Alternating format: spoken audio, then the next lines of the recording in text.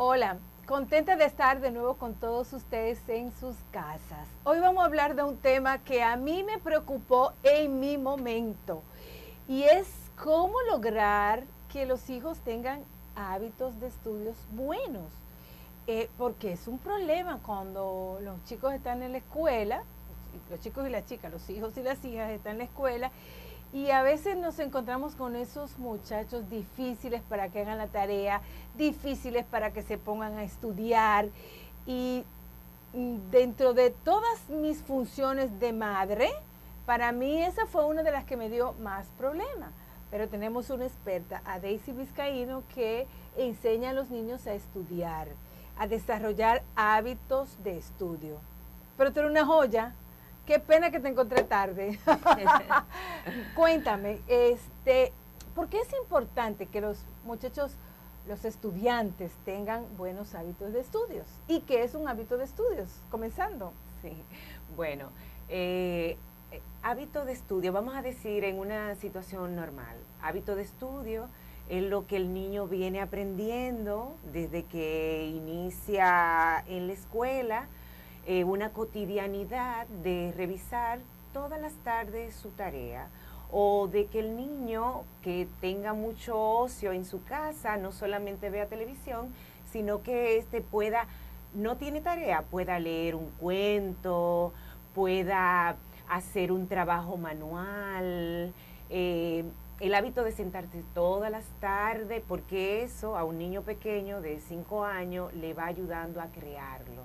Okay. Lo ideal sería que desde niño a esa niña, a ese niño, se le siente a una hora determinada, llega de la escuela, come, descansa un poco y vuelve de nuevo. Mientras el niño va adquiriendo el hábito de estudio y se va complicando más con las materias de primaria, este niño tiene más capacidad de hacer su tarea rápidamente. Y sin problema. Y sin dificultad. Pero mira, yo pienso, Daisy, que ahora hay una situación, y yo estoy seguro que muchos papás, sobre todo las mamás, que son las que están pendientes de que los chicos hagan las tareas, nos dirán, todos los distractores que hay ahora, porque antes nos enfrentábamos a la televisión, pero hoy los muchachos tienen un iPad, videojuego, el teléfono inteligente, el WhatsApp, el Facebook, todas esas cosas, y a mí me luce, bueno, a mí no me luce, no, venimos hablando de que son muchos distractores y que los muchachos van perdiendo inclusive hábitos de lectura, hábitos de estudio. Entonces, ¿cómo lograr vencer todas estas distracciones que se pueden dar en torno al estudio? Bueno, es como, son tantas cosas, pero lo primero es estimularlo. Okay.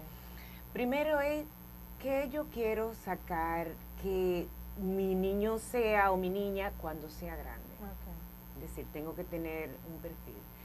Ya yo entiendo que existen todos esos distractores, los celulares, los iPod, la computadora, los juegos. ¿En qué medida ese niño también puede disfrutar de eso? Pero, es decir, el niño nace en un hogar que debería de tener responsabilidades de acuerdo a ese hogar. Okay. Bañarse a una hora determinada, hacer su tarea, quizás sacar la basura o lavar el baño. Es decir, los entrenamientos comienzan desde niño, no es después de grande. Es desde niño a la medida de la edad que tiene ese niño o esa niña. ¿Tenemos que comenzar entonces desde qué edad? Desde que el niño, es decir, desde que el niño ve que tú estás en la casa fregando. Ay, mi amor, mira, yo estoy fregando acá, tú tienes que aguantarte un minutito. Es decir, como esa de no de ver al niño de, mira, yo estoy fregando, no, sino mira, integrarlo. Mamá está fregando, ¿tú quieres ayudarme? Okay. Es decir, es como en esos momentos de paciencia, involucrarlo, en esos momentos que hay paciencia en la casa, que no estamos rápido, es un entrenamiento. Okay. Los niños deberían de entrenarse para la vida. No. ¡Wow! Me gustó esa. Entonces, entrenarse para la vida. No lo entrenamos para la vida, lo entrenamos quizá para que sea algo después, que tú vas a ser médico, no sé cuánto, pero en el trayecto como que nos vamos olvidando de ese entrenamiento que tú hablas. Claro, es difícil es decir, cuando un niño tiene dificultad con el hábito de estudio, tendríamos que plantearnos varias cosas. Cómo ese niño, qué ese niño quiere, ese niño es dependiente o es independiente, necesita de la ayuda de los padres para poder hacer esto, o él tiene su propia capacidad. Entonces, por ejemplo, si vemos a los niños con dificultad de estudio y con dificultad en el hábito de estudio, son niños que generalmente no sacan buenas notas. Son niños que quizás, es decir, no todos los niños, son, vamos a decir, menos maduros que otros niños. Entonces, habría que revisar cómo son las reglas, cómo son las normas en ese hogar. Entonces, una pregunta. Los niños pequeños tienen que, por ejemplo, vamos a suponer que vamos a hablar de primaria, ¿no? De un niño de 6, 7 años, ¿no? En primero. ¿Ese niño puede hacer tareas solo? ¿O yo como madre tengo que estar a su lado para que haga la tarea? ¿O lo mejor es dejar que él haga su tarea solo sin supervisar? ¿Cómo hacerle? Bueno, lo ideal sería porque todo comienza en el preescolar. Ok, vámonos para preescolar. Okay. Cuando ya los niños están de 2 años, de 3 años, las maestras comienzan a enviar tareas a la casa. Entonces, y uno dice, pero qué abusadoras son, tarea a un niño de 3 años, por Dios. Bueno, lo bueno no sería que enviaran 3 o 4, sino que enviaran una y que se pudiera hacer bien. Entonces la idea es el hábito. El hábito. Ajá, mamá comienza, o papá, porque también hay muchos padres preocupados con este tema, comienzan a sentarse con ese niño todas las tardes. Es un dolor de cabeza. Es decir, entonces ahí comienza una disyuntiva con el mundo moderno. Ajá. Es decir, la madre está en el trabajo, el padre está en el trabajo, o el padre está en la casa, pero está cansado y no quiere coger la lucha. Ajá, entonces ya ahí hay que revisar las normas, las reglas. Papá, tú podrías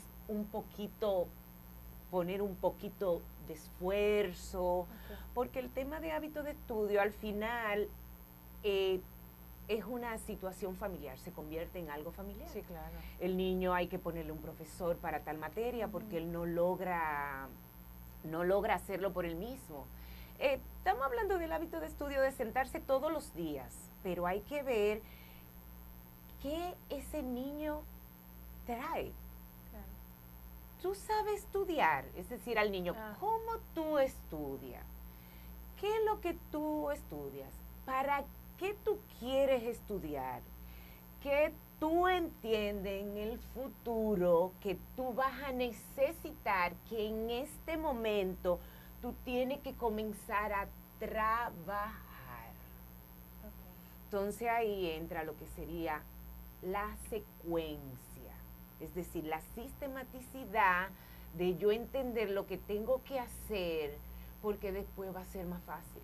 Entonces, vale la pena desde preescolar sentarse a hacer la tarea para cuando ya ese niño esté en segundo, tenga, es decir, de ese proceso, ya ese niño con 7 años puede hacerlo solo. Me encanta, me robaste, puede hacerlo. Me convenciste. Sí, es cierto. Sí, tiene más seguridad. Claro, es decir, porque en ese momento duda que está con mamá y papá, no es solamente de que una hora, es decir, está tomando el afecto de mamá para en ese momento, me está dando mi mamá, me está fortaleciendo. Es decir, discúlpame, es que yo pienso que es verlo como de manera integral, de manera holística, no solamente el proceso de hacer las tareas, sino todo lo que envuelve ese momento de compartir y de estar, y también lo que significa para el futuro. Y me parece muy, muy válida toda esta explicación que tú das. Ahora que yo lo entiendo, llegaste tarde a mi vida, te lo dije. Pero mira una cosa, cónchale, también nosotros vemos mamás que están ahí ayudando a sus hijos a hacer la tarea y los maltratan, les gritan, le pegan. Pero mira, muchachos, yo te acabo de decir que eso era así. Vamos a hablarle a esas mamás, a esas madres. Sí. Porque... sí, Bueno, Sí. vamos a hablarle, pero no es tan fácil. Es decir, si te viste de amor, todo es más fácil.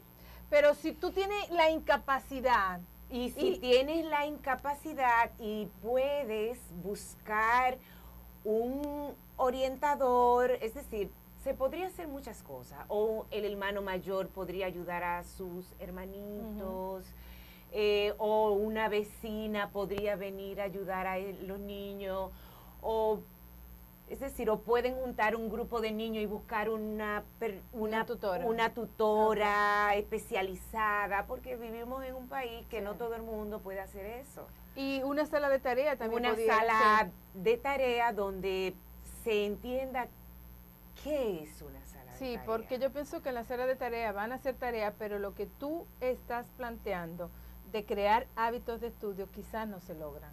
No, porque cuando un niño va a la sala de tarea, podría ser que tú como madre no tengas con quién dejar a tu niño en la tarde en tu casa y tú lo lleves. Pero ese niño ya es maduro. Pero si es un niño que tú lo mandas todas las tardes a hacer la tarea, es un niño que tiene deficiencia en la lectoescritura, no sabe leer, no sabe resumir, no sabe hacer una síntesis, no sabe qué es analizar, qué es lo que te está diciendo la lectura, eso es un problema incubado. Es decir, tú estás incubando un problema que no va a salir de ese problema y ese niño o esa niña va a vivir en inmadurez. Es decir, no, eso no lo hace ascender. O sea que en este caso, los niños que tienen problemas en el desarrollo de su, vamos a decir, de su curso, una sala de tarea no es la solución. Lo que tenemos es que ver cuál es la problemática que tiene el niño y a la vez ir desarrollando hábitos de estudio adecuados. Me vas a responder después del... Y después de haberlo alcanzado, pensemos, debemos seguir.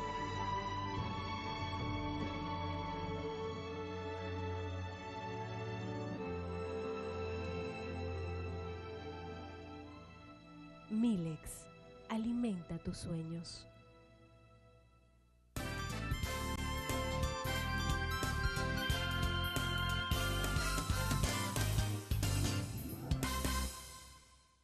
Que yo traigo, pero tú eres una mujer inteligente. Volvemos, continuamos nuestro programa. Daisy Vizcaíno, estamos hablando de hábitos de estudio, de la necesidad de ir creando esos hábitos desde que los niños están pequeñitos, que muchas veces nosotros porque no tenemos tiempo, porque desconocemos también la importancia que tiene ir creando buenos hábitos a los hijos, pues lo dejamos pasar.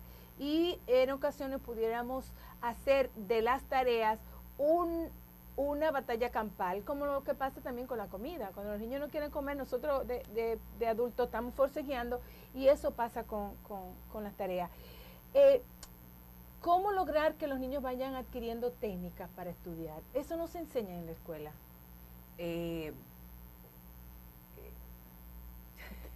Habla sinceramente, por favor. Bueno, es que el tema de cómo está estructurada la educación, por ejemplo, ¿qué se enseña en un curso de hábito de estudio? Cómo resumir, cómo a realizar esquemas. En una lectura, es decir, tú haces una lectura comprensiva. La idea es, ahí tú empleas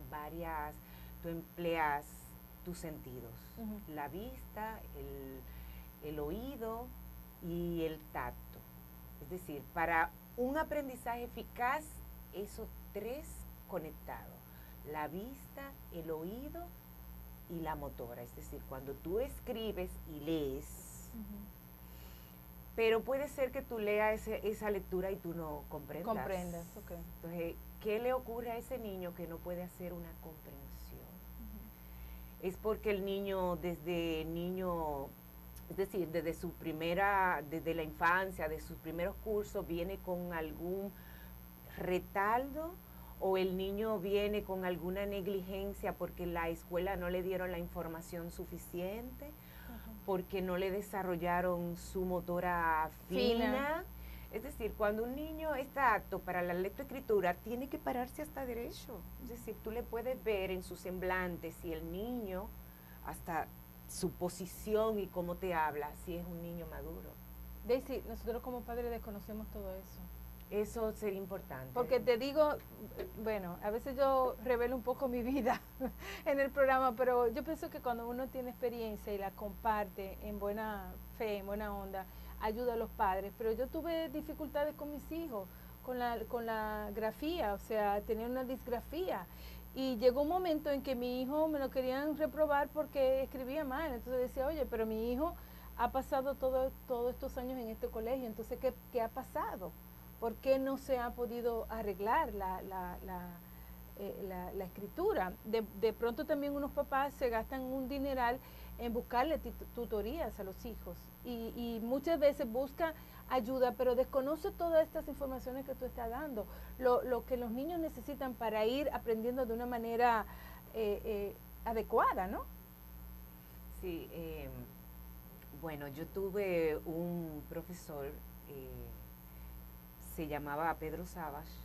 Ah, yo lo conocía, el doctor Savage, mi él, amigo. él siempre decía que uno era bueno como profesional, depende de cuál haya sido la vida que he vivido, es decir, al final uno se hace profesional queriendo a veces buscar respuesta que uno no encontró. Okay. Por ejemplo, yo fui una chica con dificultad en el estudio. Yo era de esas personas que se aburrían dentro del aula. Es decir, el sistema educativo no ha cambiado en nada. No, absolutamente. Al menos que tú puedas ir a otro tipo de escuelas con otras estructuras, como María Montessori, como Frobel, Pestalozzi, es decir, que tengan ese tipo de estructura, que muchas veces las escuelas se llaman con esos nombres. Es decir, ahí ya hay más materiales, podría ser más lúdico, ese contacto del cuerpo. Aprendizaje por objetivo, ¿no? Ajá, por ejemplo, el tema del constructivismo, tú vas aprendiendo a través de tu propio proceso. Experiencia, sí. Entonces, no es lo mismo que estar todo sentado en el aula llevando un programa. Un programa que al final, si el que se sube en el tren y llega al final, bravo, pero el que no pudo subirse en el tren en un año, lo bajan. Es decir, a los 3 meses, a los 4 meses, a los 5 meses, hasta que se termine el año, es decir, he bajado, he subido, he bajado, he subido, ya el examen final o te quema o te buscan un tutor. Es decir, pero ¿qué es lo que lesiona? Este es un niño que viene desde los 7 años con esa dificultad y todavía está en los 13 con esa misma dificultad. El niño no ha salido de esa situación porque él mismo no tiene la capacidad de salir. Muchas veces los padres no tienen orientación. Pero ese niño que viene desde los 7 años, su nivel de inmadurez no ha podido crecer como debió de crecer dentro de la normalidad. Lo ha tenido todo a nivel físico, puede tener bicicleta, puede hacer viajes, pero lo que no ha tenido es autoestima, ni capacidad para después afrontar lo que sería su vida en cuanto a su relación con él mismo y su relación con los demás. Acá entra el tema de la resolución de conflicto. La resolución de conflicto no es un curso, es la vida. La vida, claro. Entonces, este curso con los niños que yo voy a dar es eso. Cómo llevarme bien conmigo mismo. Es decir, cómo yo voy a entender cuando yo me siento mal y necesito estar tranquila. Y expresarlo. Y expresarlo sin tener que utilizar la violencia, sino a través del diálogo. Oye, una cosa, Daisy, ¿y tú vas a enseñar a los niños al desarrollar el pensamiento crítico? Por favor, dime que sí. Bueno, en 2 meses hay una diferencia. Si ese curso lo hiciéramos con adultos por 2 meses, no sería tan fácil. Pero los niños son como el cerebro, es decir, hemos descubierto que el cerebro es súper flexible, es súper flexible. Cambiar actitudes en los adultos no es tiempo tan perdido. fácil, es decir, tiene que sentir ese individuo o esa persona, esa fortaleza de cambiar, pero los niños no. Es decir, yo trabajo con un niño hace 15 días que desde que comenzamos a conversar el niño ya comenzó a cambiar. Es decir, claro. lo que necesita muchas veces es información y nuevos conocimientos. A mí eso es importantísimo, la información, porque muchas veces queremos que los niños cambien imponiéndoles sin darle la motivación y la explicación de por qué es necesario cambiar. Y te hablaba del pensamiento crítico porque yo entiendo que las escuelas no lo fomentan. Y a mí he tenido la oportunidad de trabajar en algunas universidades, trabajar con chicos que están en la universidad y el pensamiento crítico hace falta. La comprensión y la capacidad de síntesis es ausente. La capacidad de análisis de una situación y de expresar tu propio criterio y tu parecer falta. A nivel universitario, cuando tú dices, bueno, pero un chico que está en la universidad, que está en un 8º semestre de X licenciatura, por lo pronto debería de tener una estructura de análisis y decir, bueno, yo pienso este problema es esto y esto y esto y mi opinión es tal y tal, pero eso que debe de salir de su propia experiencia de vida, se les es muy difícil expresarlo. Bueno, mira, estamos en unos nuevos tiempos. Te estoy poniendo en apuro. No, Habla, no, por no. favor. Estamos, es decir, estamos en otra época. Por supuesto. Hay muchos que no hemos dado cuenta, pero hay muchos que no se han dado cuenta. Es decir, hace 15 años una mamá me podía decir, ay, es que los padres tenemos que educar, nadie nos ha formado y nadie nos ha educado, cómo tenemos que criar a los hijos. Eso cuenta. Ah, muy bien, es decir, pero ahora mismo yo vuelvo y me encuentro a los padres que dicen eso. Lo mismo. Es decir, los padres tienen que formarse. En todo. Es Hay decir, que aprender a ser papá. vivimos en una sociedad que ¿quiénes forman a los padres? ¿Quiénes forman a los padres? Antes lo formaban los propios padres, pero ahora hay muchos recursos para que los padres se formen. Yo siempre he dicho que... Pero las escuelas podrían ser un poco la guía para los papás. para los papás. Pero están 20 años atrás las escuelas. Pero las escuelas, como ahorita hablábamos, estamos en otra época. No se han adecuado. Bueno, es decir, hay escuelas que Sí. han ido trabajando para... Es un proceso, pero hay otras que están estáticas. Entonces es un poco eso. Cómo en este momento nosotros creamos una nueva sociedad para ese nuevo individuo.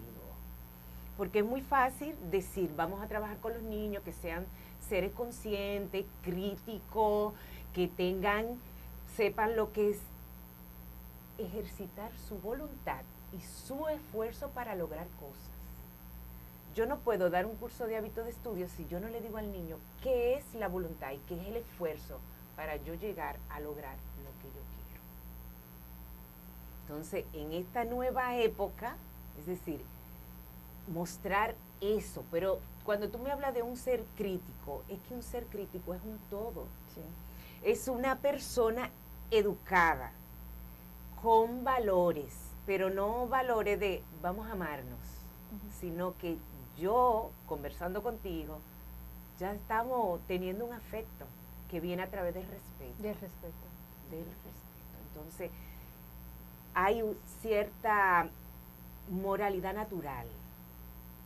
Entonces, como yo voy a la escuela y me formo, pero también hay personas que nunca han ido a la escuela y se han formado y saben compartir y respetar. Y saben ganarse la vida de acuerdo a su esfuerzo. Es decir, entonces, un ser crítico no es más que un ser integral. Entonces, ¿cómo formamos un ser integral? Todos en la sociedad tenemos que ver cómo formamos ese ser integral. Porque ahora mismo hay personas con grandes conocimientos, porque el que tiene dinero no implica que ese sea el que está formando como debería. Ese concepto ya no es válido para una persona que está buscando otra estructura de vida. Estoy yo formando a mis hijos, a mi sobrino, a los hijos de mis amigos, como me formaron a mí, es decir, como me hablaban los adultos a mí, o ya yo entiendo que tengo que hablarle de Diferente. otra manera. Claro. Es crear también ciudadanía en los niños. Eso es un tema que yo pienso que no lo abordamos con frecuencia.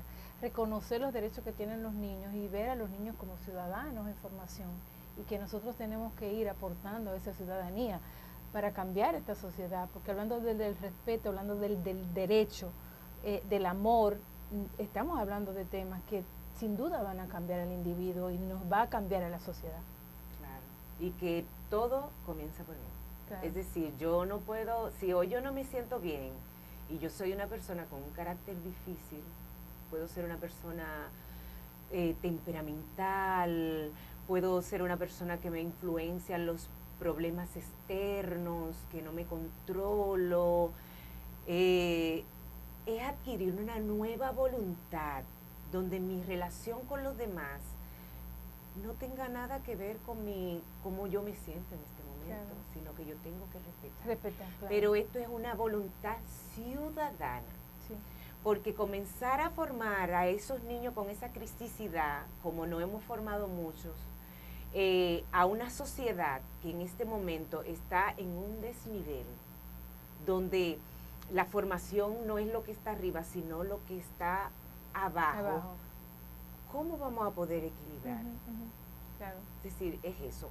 Si no aunamos todo y tratamos de cambiar este momento, trascender esta nueva época, porque ¿qué nos va a hacer cambiar? ¿Una catástrofe mundial, planetaria? No. El cambio tiene que ser nuestro. Tiene que ser nuestro. Claro. Y tiene que ser a una. Es una interesante conversación con Daisy Vizcaíno, que es psicóloga, terapeuta familiar y además es educadora, por eso sabe tanto. Volvemos en breve. Seguir de una vez.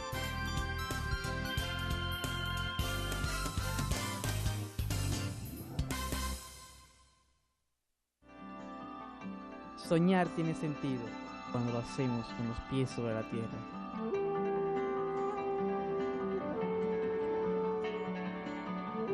Cuando de las mejores manos recibes lo mejor.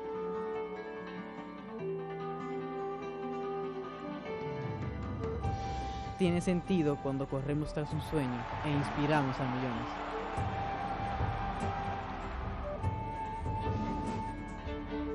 Cuando miras más allá de lo que tus ojos pueden ver.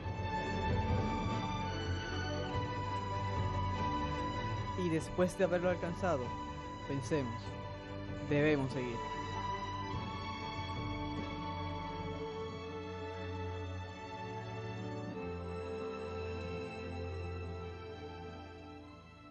Milex, alimenta tus sueños.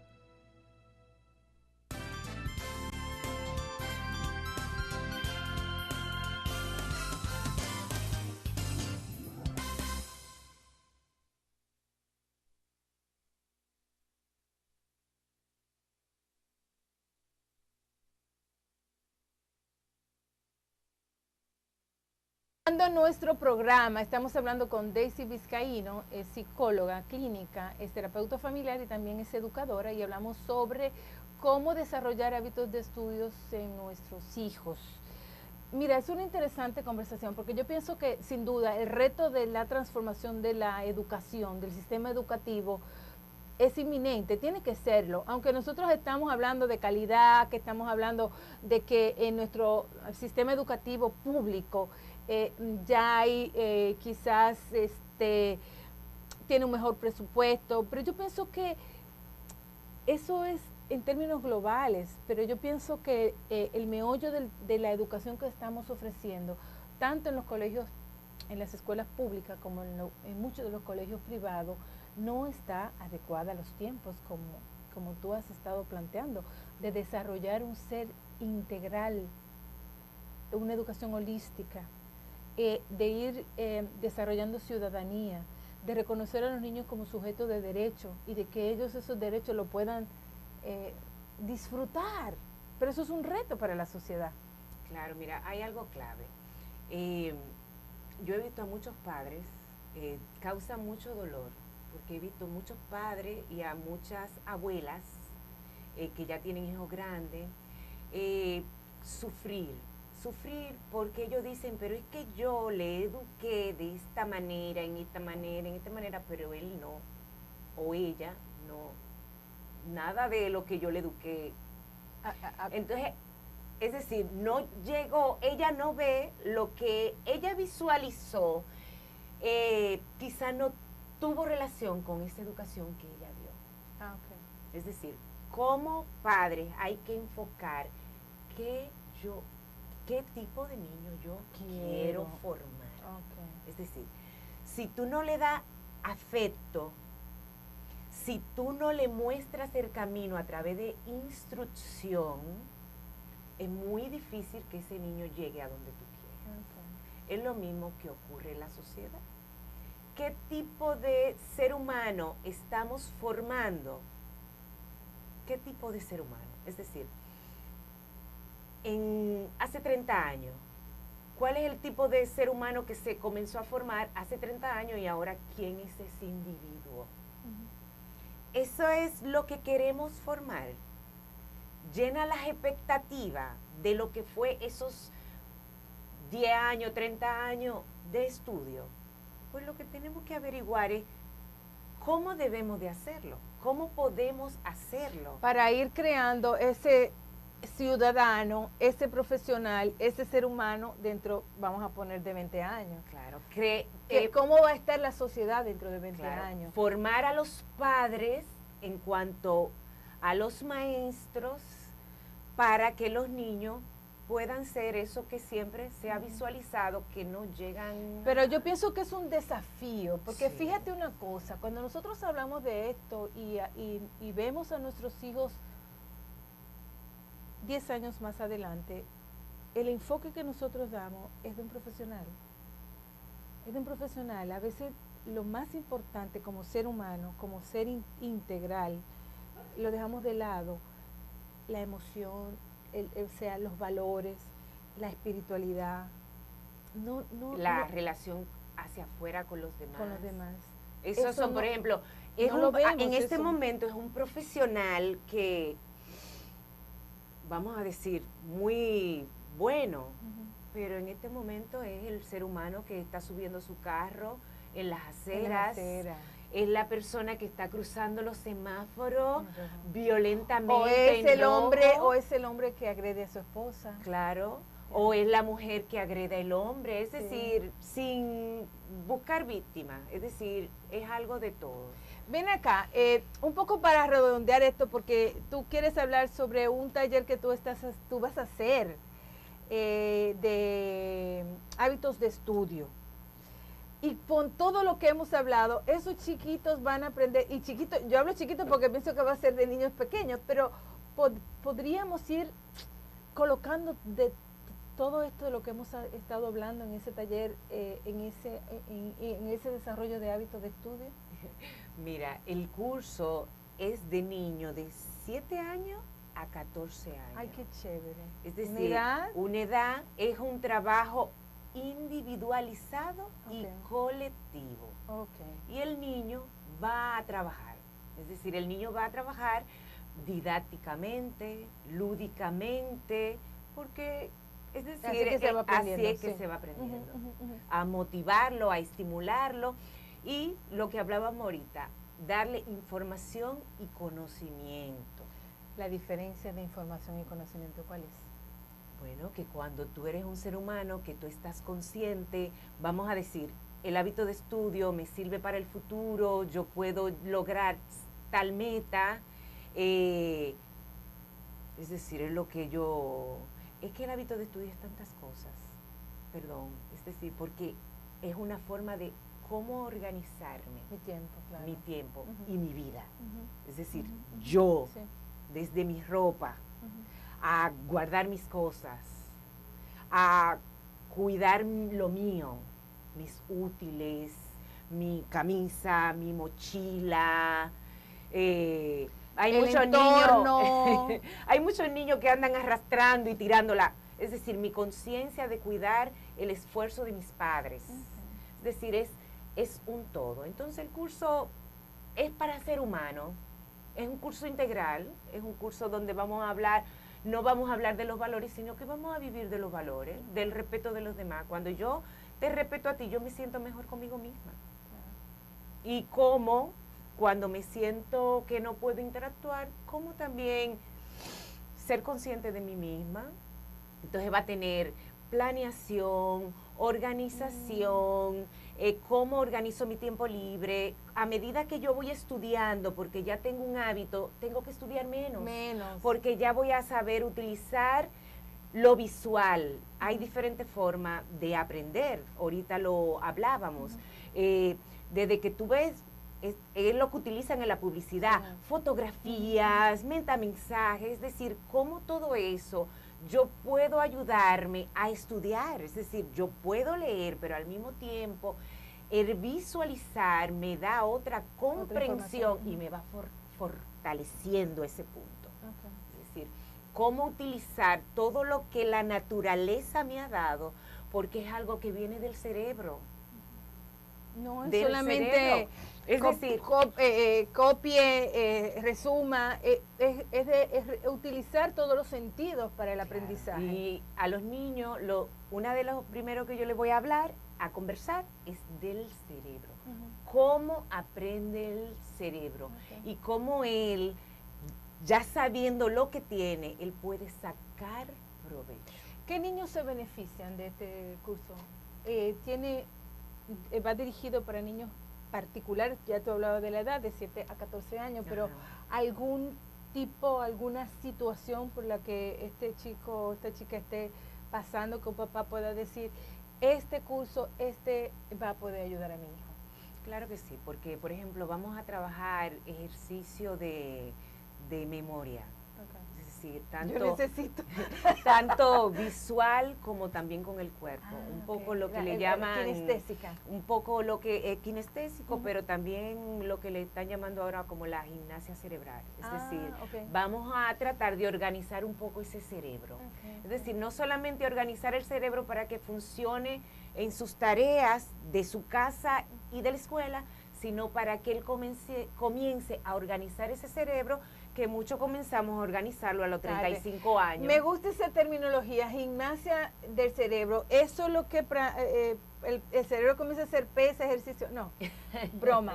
Es un poco para ir conectando las áreas, utilizando. Vamos a trabajar con el hemisferio derecho y con el hemisferio izquierdo. Y cómo hacer la alternancia. Claro, porque cómo muchas veces reforzamos un hemisferio en contra del otro. Claro. La vida entera hemos trabajado con la derecha, pero el izquierdo, que tiene otras características, no, es decir, a veces somos muy malos buscando direcciones, perdiéndonos por las esquinas, y esa es una de las habilidades de ubicación, de movimiento espacial del cerebro izquierdo. ¿Te puedo decir algo? Mis hijos me dicen, mamá, dobla a la izquierda.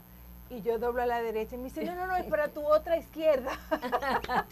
Sí. Terrible. Entonces yo no tuve gimnasia, entonces no tuve ejercicio. Entonces, a veces es la dificultad que traen los niños de preescolar.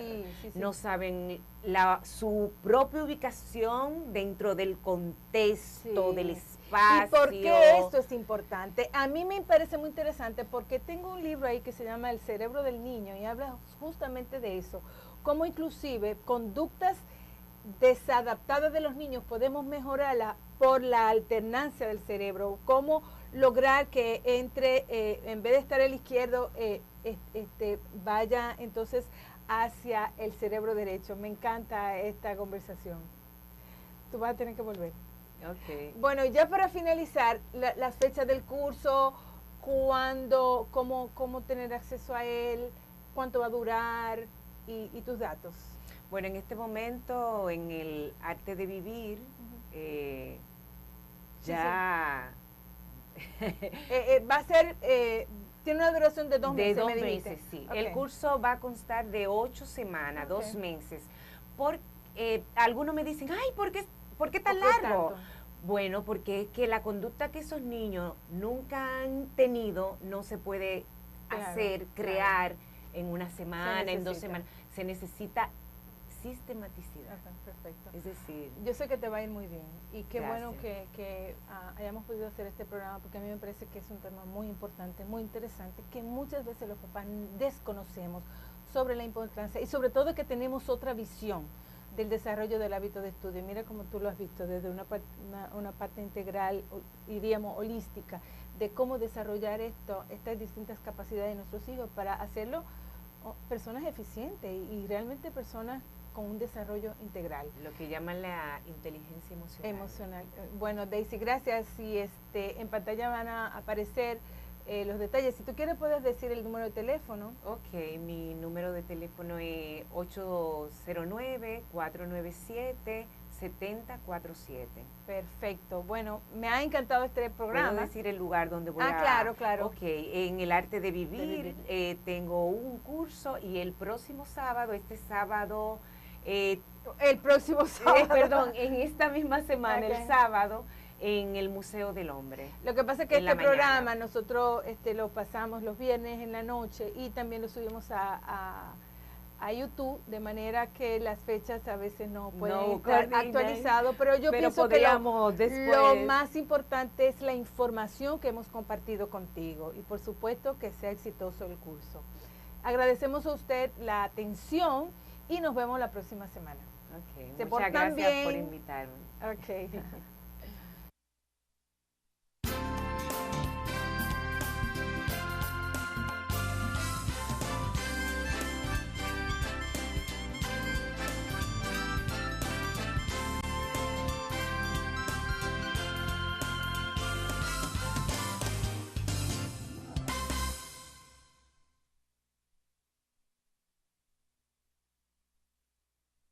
Distracciones que se pueden dar en torno al estudio.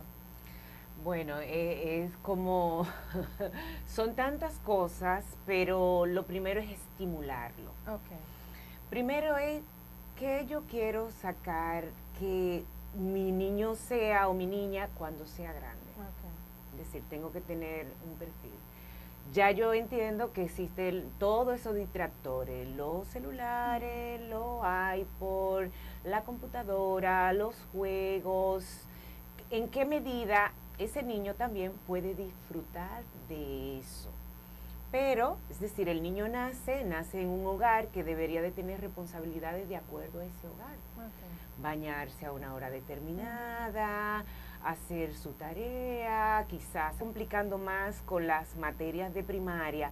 Este niño tiene más capacidad de hacer su tarea rápidamente. Y sin problema. Y sin dificultad. Pero mira, yo pienso, Daisy, que ahora hay una situación, y yo estoy seguro que muchos papás, sobre todo las mamás, que son las que están pendientes de que los chicos hagan las tareas, nos dirán, todos los distractores que hay ahora, porque antes nos enfrentábamos a la televisión, pero hoy los muchachos tienen un iPad, videojuego, el teléfono inteligente, el WhatsApp, el Facebook, todas esas cosas, y a mí me luce, bueno, a mí no me luce, no, venimos hablando de que son muchos distractores y que los muchachos van perdiendo, inclusive hábitos de lectura, hábitos de estudio. Entonces, ¿cómo lograr vencer todas estas esos muchachos difíciles para que hagan la tarea, difíciles para que se pongan a estudiar?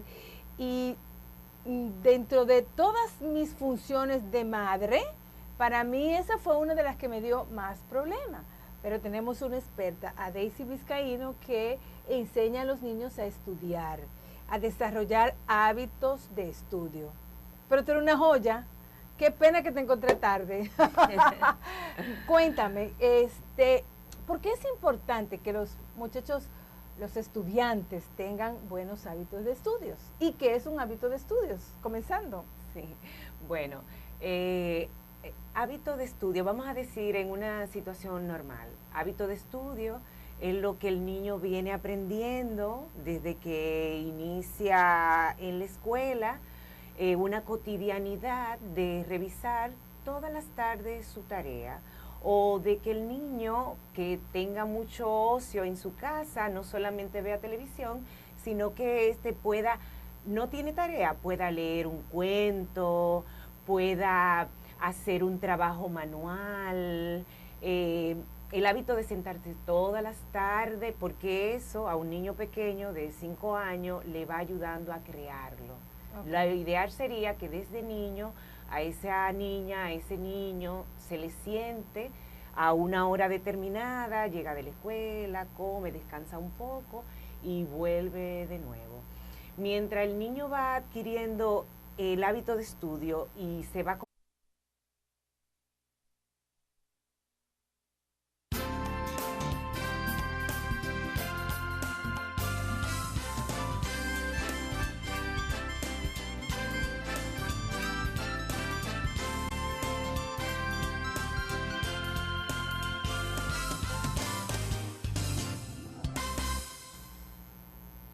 Hola, contenta de estar de nuevo con todos ustedes en sus casas. Hoy vamos a hablar de un tema que a mí me preocupó en mi momento y es cómo lograr que los hijos tengan hábitos de estudios buenos.